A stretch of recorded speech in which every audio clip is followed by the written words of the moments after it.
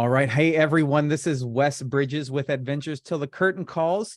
We're doing another critical content section where we talk to a D&D and tabletop RPG content creator.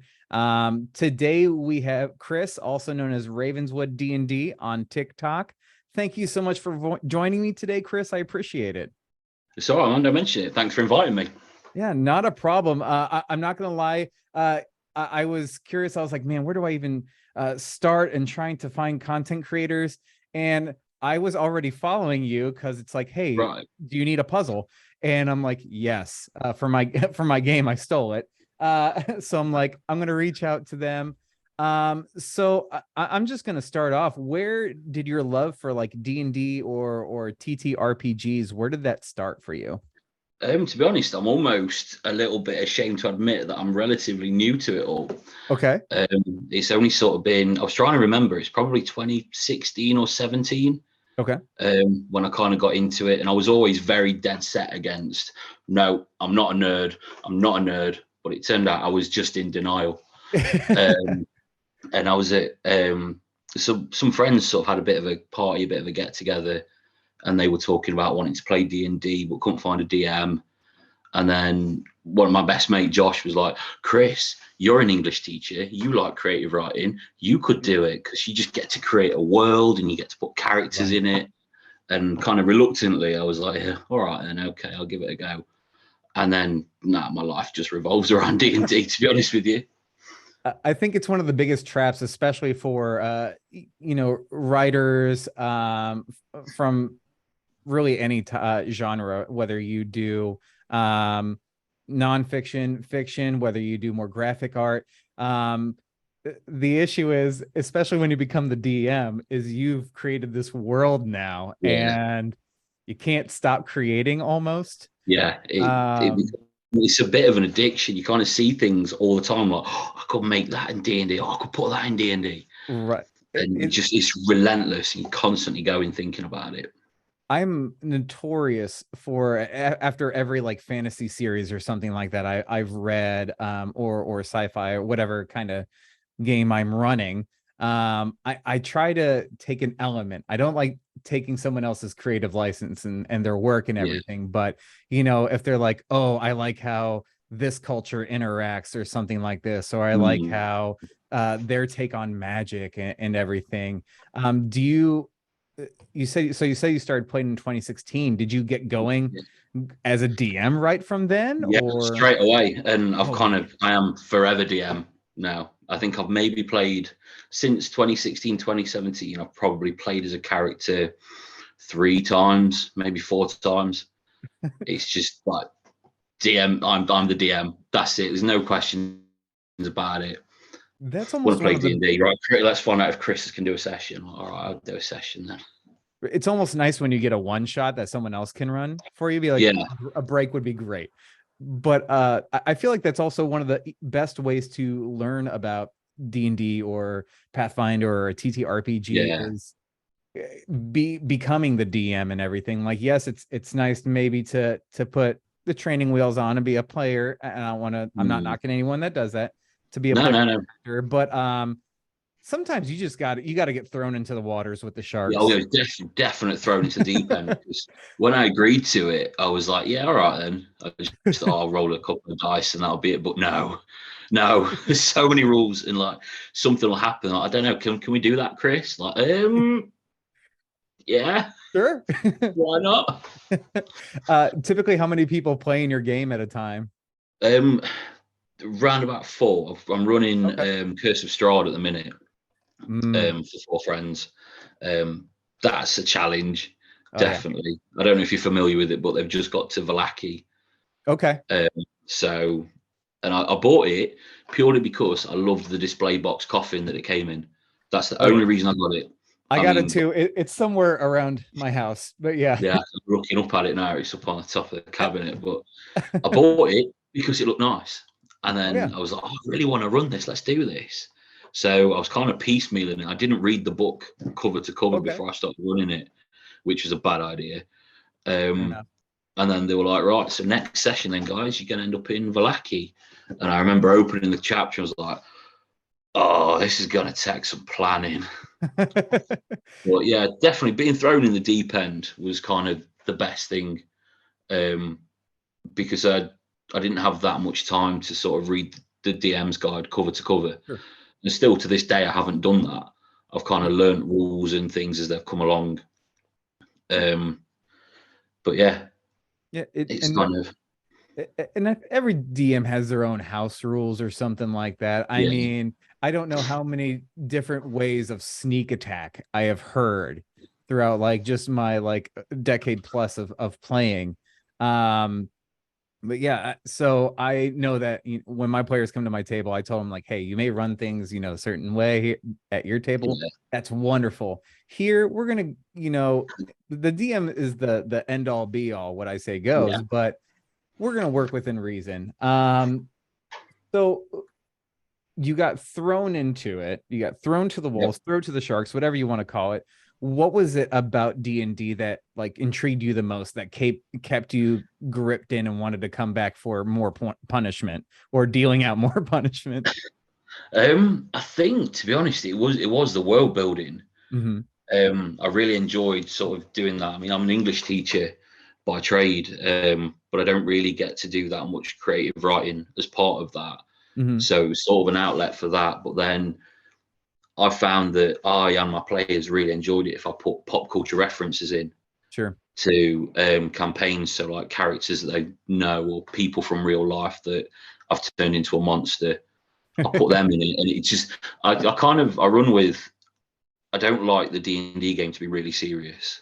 Sure. I find it a really big turn off if people are like rules lawyers or no, you can't do that or that doesn't fit into the world. Don't Mhm. care. I'm going to put it in there. I really don't Okay. care. I So remember one of the best sessions I ran. They were in the woods, and I was like, I want a woodland enemy, but I don't want to go with like a standard. Oh, there's a goblin camp, so I just put the actual cannibal Shia LaBeouf there. into the woods, and it was Okay. brilliant. I got the music on my phone from the song. I was like, all right, he's after you now, guys. You have to do something about this.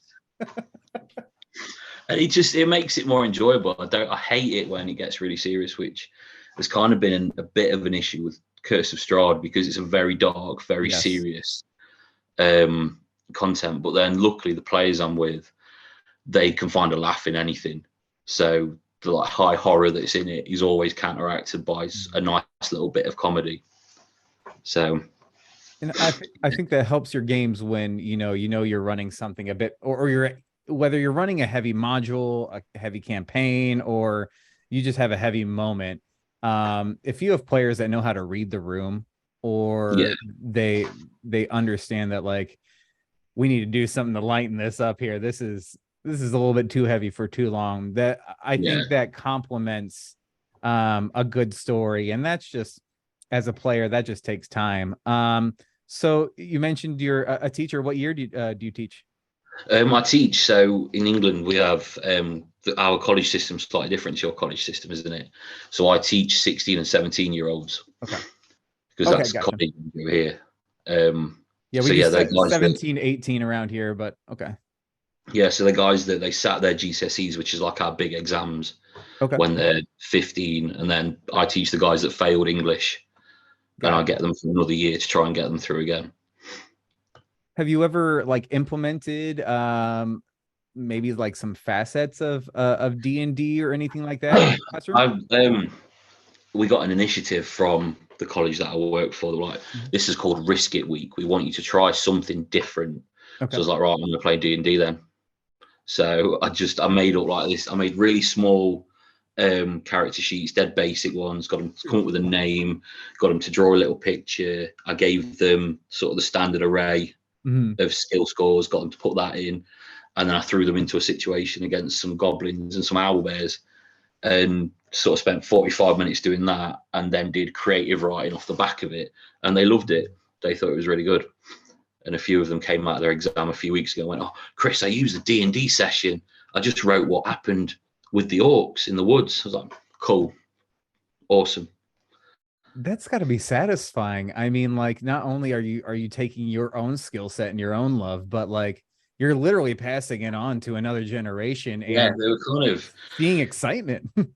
Yeah, because like where I teach the cohort we get, they're all kind of like being a nerd is a bad thing in Okay. sort of that area where I teach. It's very sort of against. They're all mad into football and sports, so being a Sure. nerd's a bad thing. But yeah, I kind of hooked them as soon as I showed them the dice. They're like, "What's this? Why has this dice got this many sides, Chris?" I was like, "Oh, these are maths rocks, and we're going to roll them, and we're going to have some fun." And they were just completely enamored by the fact that a dice can have more than six sides. Right. So yeah, it was really satisfying, sort of seeing the little glint in their eyes, like, "What?" Yeah, it was really enjoyable. Awesome. I do have to ask, are you a football fan? I'm not now, not Okay, I was in the curious. I was gonna say, who's slightest. your team? But No, not in the slightest. But kind of trying to get them out of just writing about football or writing about going into the woods and getting drunk with their friends. That's all creative writing is. there you go. Yeah. So just anything like, right, you're not in the woods with your mates, you're in the woods with a random party of people that you met in a Sure. tavern, and some goblins are giving you some crap. So come on, sweat it out. There you go. So you were thrown to the wolves, became a DM. You've introduced it to the classroom. Where did you get this inspiration to say, I want to create content online? It was very kind of, to be honest, it was very unexpected. I never expected it to happen. I was planning one night and I wanted to do something with languages Mhm. because I always feel like characters' languages are a little bit forgotten about. Or if you put a riddle on a wall, they'll go and you say, "Oh, it's not written in common." They'll go, "Oh, is it dwarfish?" Nah, it's not dwarfish. Is it elvish? Yeah, it's elvish. Oh, my character can read elvish. What does it say? And it's a bit sort of dead in the water. It's almost not worth having. Sure. So I came up with this idea of using coloured overlays to reveal messages. And if you got a particular language that was a particular colour overlay, it would show you the message. And I remember it was 8 o'clock. I was sat where I am now, 8 o'clock at night planning. I thought, oh, this is pretty cool. I'm going to film this so I can show it to my party Mhm. after they've done it.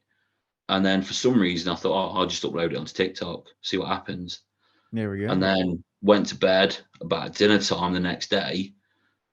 I was doing some work around the house. I thought, oh, just check my phone, I'll have a minute. And it had gone mental. I was on like Mm. 180,000 views, Yeah. loads of likes. I was like, hang on a minute, what? And I just remember sitting and refreshing my phone, and constantly I was getting more notifications. So I was like, well, clearly there's something here. Clearly there's Right. an interesting D&D on TikTok. So then I sort of messed around with a few different ideas, and then finally settled on the D&D puzzle in 20 seconds because that just seems to work.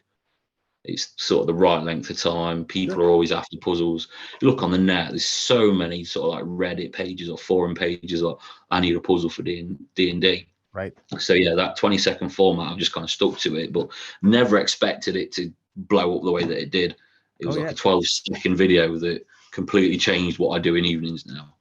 Well, even literally just refreshed my page. I mean, over 178,000 likes um, on your content. And I know that I'm one of those where I'll go through my feed and everything. And if I like a video, great. But if I see like the same person popping up and I'm loving their stuff every time, I'm like, Mm, I'm following this person because they're most likely gonna have more stuff. And yeah. that's honestly how I originally started following you. I was like, I need puzzles on the fly because I'm fine with weaving a narrative, but when it comes to Yeah. creating a puzzle, it's go pick up this stone and go put it in that hole and congratulations. But yeah, you had a language puzzle, Yeah, which it was was one of one like of the very first ones that it was like the first one of the first videos that I ever put up. and I had flagged it for myself. I'd favorited it. It was the fourth one. Oh no, I don't want to play the video. Thank you. It was with the colors, the lines, and the multiple different colors of lines, Yeah. and then underneath that. And I went out the next day and I got like filters and everything. I'm like, this is brilliant. This Stan. Like so many people, to me, it was like this sounds really big-headed and like really sort of narcissistic, but to me, it was just a dead simple idea. of like, I remember having a spy magazine when I was a kid, and it came Mm-hmm. with a little red keyring that was see-through, and like you could put it over messages in the magazine. And for some reason, that stuck with me for like 20 years. And then I just randomly thought about it. Oh, that'll work. And I'd originally bought those overlays to make like area of effect Mm-hmm. things that we could put on the maps, Sure. and then never end up using them because we just use online maps now. So I was like, oh, I've got those overlays upstairs. And yeah, literally 12 seconds of me going, look, there's an overlay and it does that. And that was it. I'm now a D&D TikTok content creator. Right. And and I'm sure that probably other people have done something to, I don't want to say similar, but like I took that as well, and I was like, well, I got these filters now, and what if they have to go around like this library or this dungeon, and they have to use these overlays just to be like, oh, there's a mark here, and everything. So it helps, in my opinion, just having used your content, like it helps not only give you something quick on the fly, but it also helps that DM with their creative juices be like, okay, that's kind of why I go with it. I noticed with some of the videos, people are like, oh, you've not explained this fully. And I'm like, well, I don't want to explain it fully because this is an idea that you can then go and do your own thing with. Sure. But yeah, you definitely get people in the comments that are like, this is rubbish. Don't make sense in my campaign. All right, so change it then. Yeah.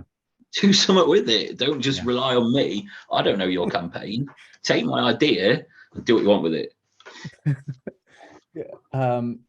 That's, walking that fine line of, yes, you're bringing them content, but you don't want to give them keys to the kingdom, Exactly. make them conform to their game. Because like you said, your Curse of Strahd puzzle may not work exactly as something that's more elven, lighter, or something like that, but you can use those aspects. And that's what some people just need to get beyond, especially DMs. I'm like, if you've been a forever DM, you should know by now you need to add your own flavor to things. And like I get comments of people saying, oh, my party wouldn't get this. All right, so frame it in a way. If you like it, great, awesome. I'm really glad that you like it, but frame it in a way that it does make sense for your players. Sure. But yeah, I find in the comments, you definitely have to handhold some people. Yeah, and I mean, of course, it's social media. You get the good, you get the bad. Exactly. You can't expect to be bulletproof. But so, do you use any of your own puzzles and everything in your games? I do, yes. So quite a lot of them, especially the early ones that I uploaded, were ones that I'd used previously. The whole filter one that set it all off, that was for Curse of Strahd.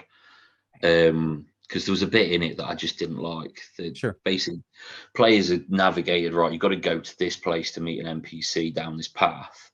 Sure. But if they carry on down that path, they hit something like 100-foot cliffside that they can't climb up, they've got to turn around. Yeah. And I was like, well, my players are going to hate that. Yeah. That's just going to be a waste of an hour's session of them walking nowhere. So then that's why I sort of came up with that puzzle. I wanted to make the riddle I gave them a little bit harder or a little bit different. But yeah, a lot of so especially the early ones, I was kind of, when I found that 20 seconds D&D puzzle idea, I was sort of churning back through old files. Oh, right, yeah, use that one. That was a good one. But yeah, most of them get used, or if they haven't, they're kind of stored up here, ready to go. Do you also do you build your puzzles around what or whatever your content may be? Because I know you also do like memes and GIFs and whatnot. Yeah, to be honest, the memes are like fillers when I'm thinking of a puzzle. Like, right, I need to upload something. I'll just do that quick, and then I can focus on this. I got to stay on the FYP. Exactly. Yeah, keep it going.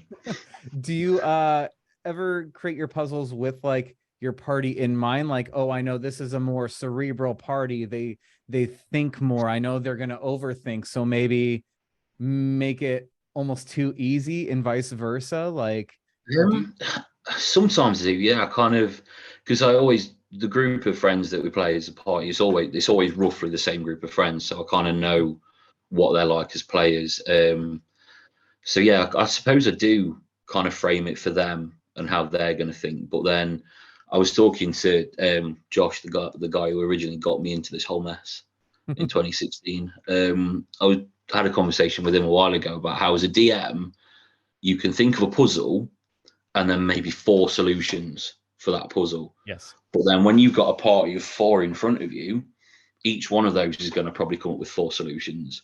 Mm-hmm. So whether it's a puzzle, whether it's some kind of encounter, be it a bit of a role-playing encounter, you've then got 16 things that could come at you, and you're never going to think of all them. So I kind of, something that a lot of people, I feel DMs don't feel that comfortable doing.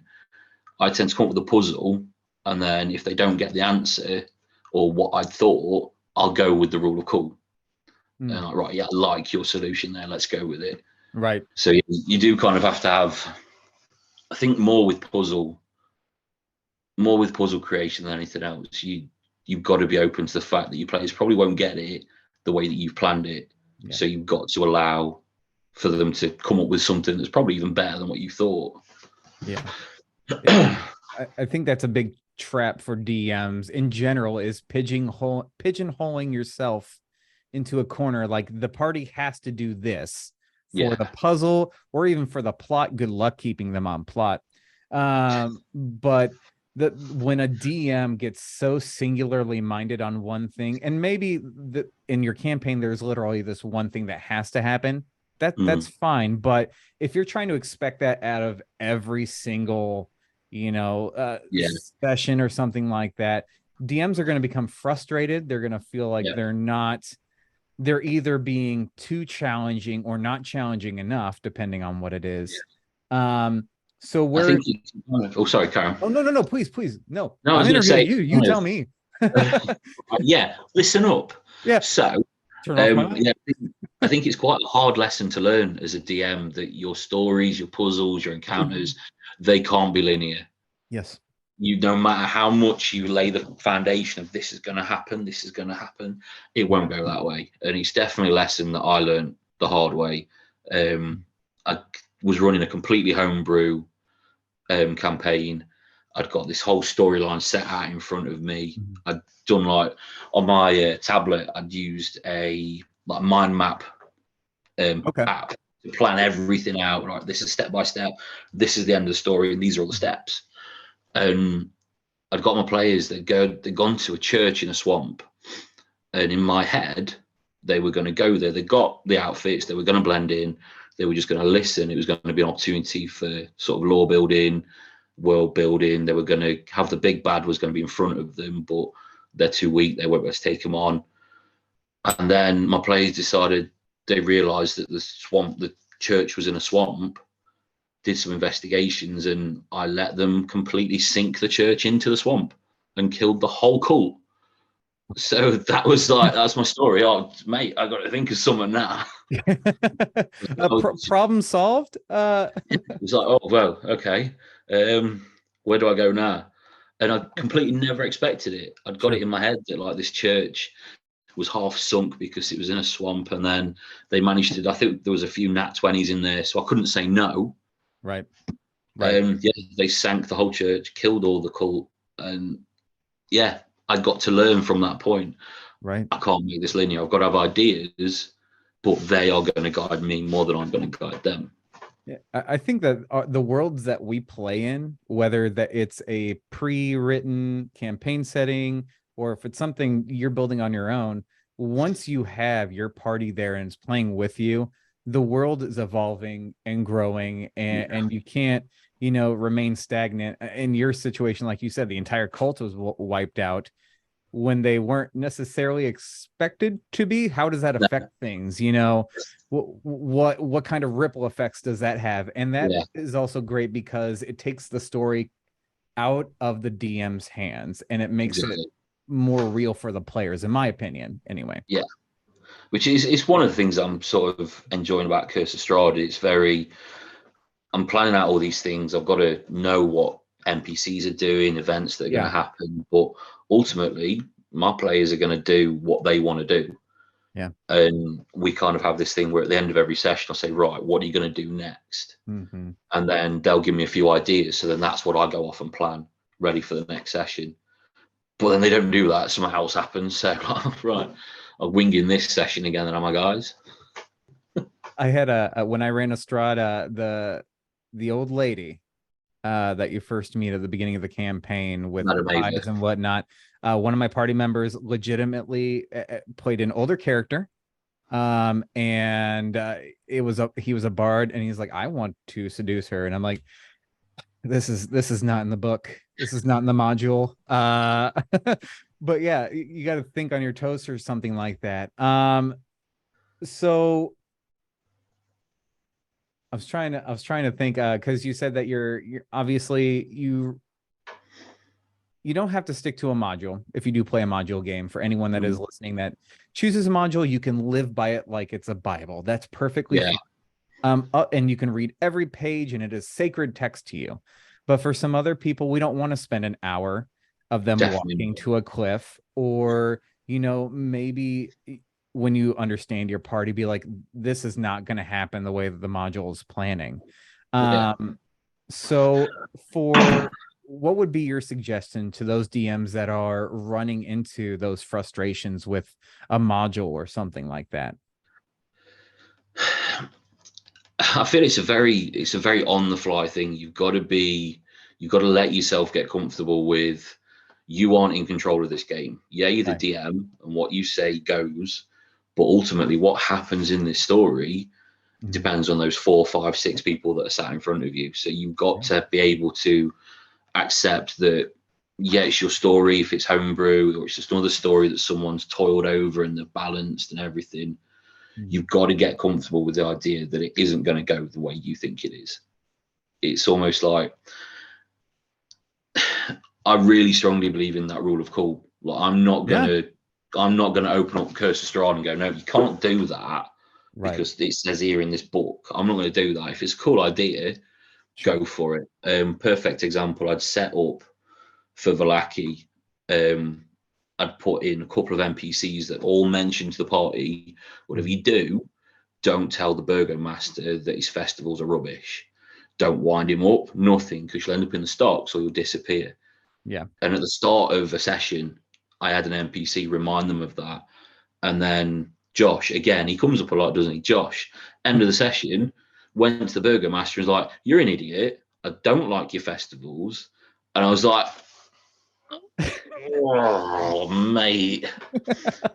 So then I've got no choice but to completely throw the book out the window Yeah. and start thinking about, okay, so what's going to happen now that that's been said? Because I've set it up that there should be consequences, Yes.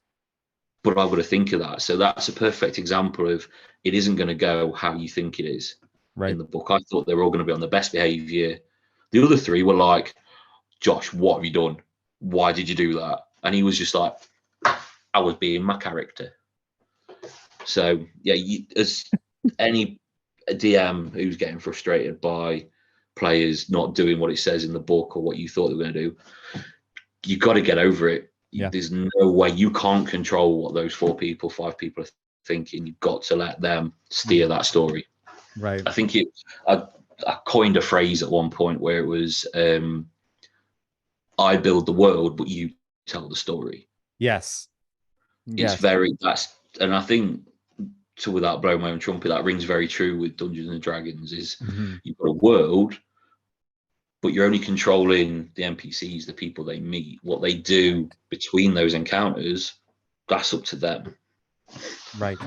And and not to be afraid of sandbox either.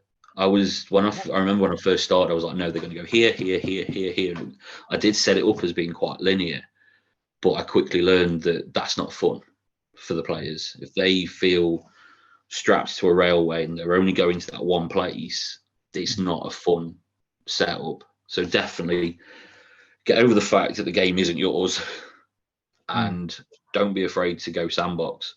And just at the end of the session, what do you want to do next time, guys?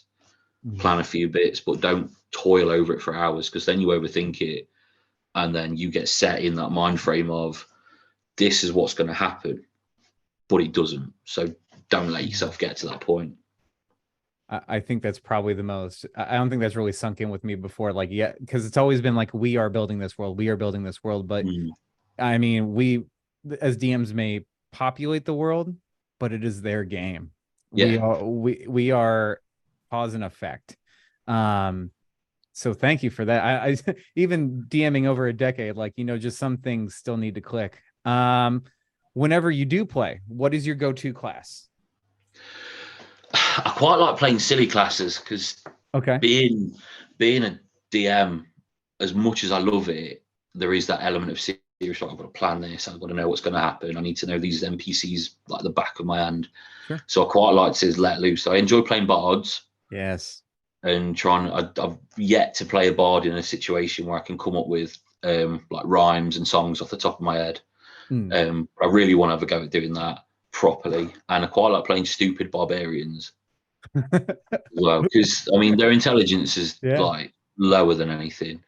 And I got involved in a campaign that didn't really last very long, Hmm. and I played a barbarian, and sort of I joined a couple of sessions in, and the first time I met him, he was working at a potion shop with his aunt, and he walked out of the back room juggling some potions that were extremely valuable.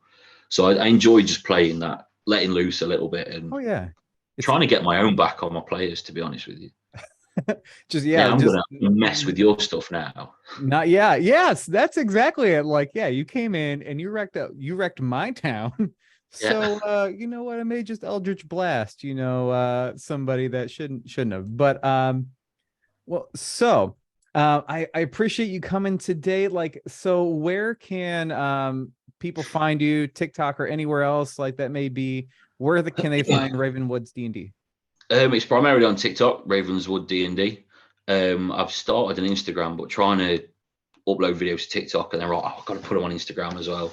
I've not quite managed that around family life yet, but And definitely Ravenswood D&D is the one place to try and catch me and get some puzzles for your campaigns, or some riddles, or laugh at some silly memes that probably I only find funny. no, I've definitely looked at a lot of the memes. And anything with Terry Crews, the white girl's like da da da da da da da. And I'm like, yes, this is my kind of content. Well, Chris, I appreciate you coming by today and speaking with Thanks us. for having me, man. Thank you so much for your time and your content. Thank you. Again, we'll have it up there already again, but it's somewhere around here. The handles for his TikTok. And check him out, like, subscribe to him, follow him.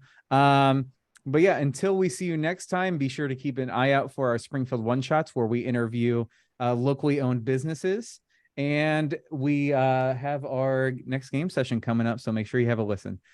Thank you all and have a great day.